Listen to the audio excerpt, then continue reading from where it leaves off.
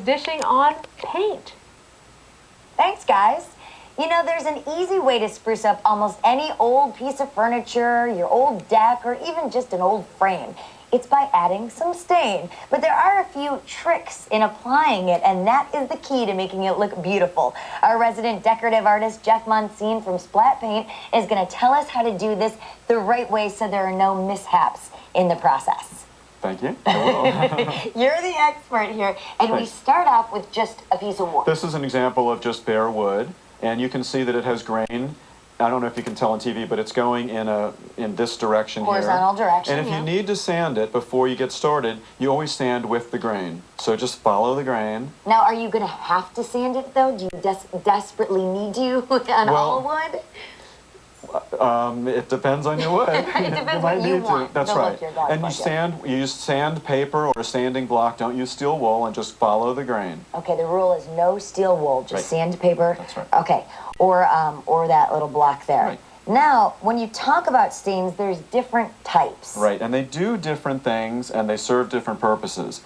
There are oil-based stains, just like oil-based paints, and there's water-based stains. Gotcha. And they do different things. Where this wood is smooth to begin with, when you use an oil-based stain, it's going to stay smooth. When you put the stain on, just like this one, it feels really nice. Gotcha. It doesn't raise the grain of the wood. So this is the oil-based stain, and it really is very smooth. You don't have, you know, any rough edges or bits and pieces by any means. Right, and that's the old staple. I mean, that's what everybody used, was the oil-based stain. But it is oil. It is oil. It Which smells. is a pain. you know, it's cleanup is more of an issue, but it stays open longer. It's fun to work with, and you know, I mean, oil-based stains are good. Yeah. Water-based stains are another alternative. And this is a water-based stained piece of wood. Right, and these are different samples on the wood there. And if you feel this, you can feel.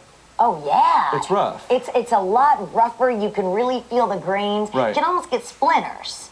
Feels that way. Feels that way. Because water-based stain will raise the grain, so you would have to sand it back again. You know, perhaps you have to do 2 or 3 times to keep the grain down and smooth like the oil-based. Okay, but you're also getting a different look here. It might be hard for our viewers at home to see this, but in person you can see the difference between the grains. This looks more smooth, the oil-based, than the water-based. I think you can probably get both of them to look the same, and you might have to work with water-based because you don't like the smell and you don't like the cleanup and all that. It's just a little bit more practice to do it, sand it, stain it again. But it's, you know, even the blue one over there, that's a colored stain. That one happened to be a water-based stain. Huh. And again, if I had sanded it and then put another coat on it, it would be perfect. And there's many different colors that you can get in water-based stains as well. This is different. Now, this is your third option as well. That's what is that, a gel stain? Right. If you wanted to stencil a pattern on your floor or your deck or your ceiling or whatever the case was, if you use a gel stain, which is thicker, it's more like Jell-O, kind of, rather than like a gelatin. Soup. And it doesn't go underneath the stencil as much. So you can put it on and not be as concerned about it leaking underneath because it's bleeding. Thick. Exactly. Yeah. Okay. Real quick, we have 30 seconds left. 3 tips for staining. Do you start by cleaning the wood? You sand it and then wipe it off with a rag to make sure that you don't have any dust. Right. And you can use a pre-stain if you need to, or just go with your stain and put it on with a brush, and then wipe it off with a rag. And how many coats do you need? Depends on how deep you want it to be. It could be 1, 2, 3. But either way, staining is very easy. I have done it myself, and I haven't destroyed those projects. Jeff Monsine from Splat Paint, thank you so much for these staining tips. And hey, later in the month, Jeff is going to show us how to apply a crackle finish, so stay tuned for that. It's gorgeous. We'll be right back. Stay with more Daytime.